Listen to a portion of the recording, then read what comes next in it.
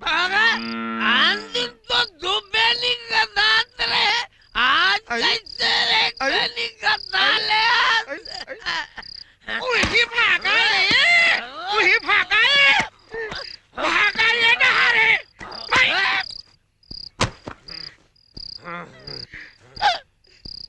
काकी फुट गए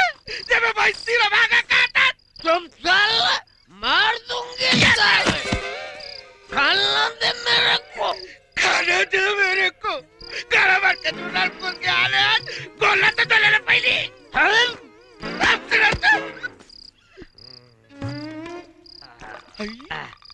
दारू तक सस्ता हो गए जब मैं दारू गोला धोता लोटक पानी में धोवा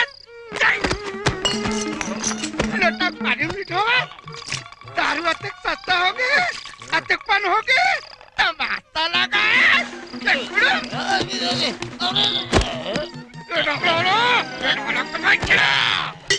खाना दे मेरे को ए भागा अरे भागा जल्दी ला बे अबे लाना ये देख लाना था लेना खाना खाना वो मास्टर इन घर के साग लाने हो वो साले का हो गए वो साले दार पंजर है और भात चिबरी है साले चिबरी है बने खाते तुम्हारे पैरम नहीं आते तुम्हारे लगा नहीं का मतलब मुंह में पैरा को जाता करो तब साले ला पैसा दे हम कहाँ लाल पैसा हम कहाँ लाल ला पैसा तक मेरा परीक्षा में बेच के ला रहा हूँ एलो देना कहाँ जाता तू जा वारे दारू वाले रात के दारू पे जाता रे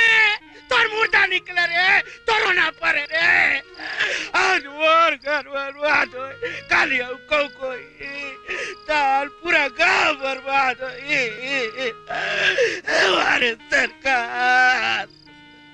तब कहीं नहीं करा ये गरीब के कोनो देखे गरीब के कोनो अरे बेटा राम रहता कोनो देखे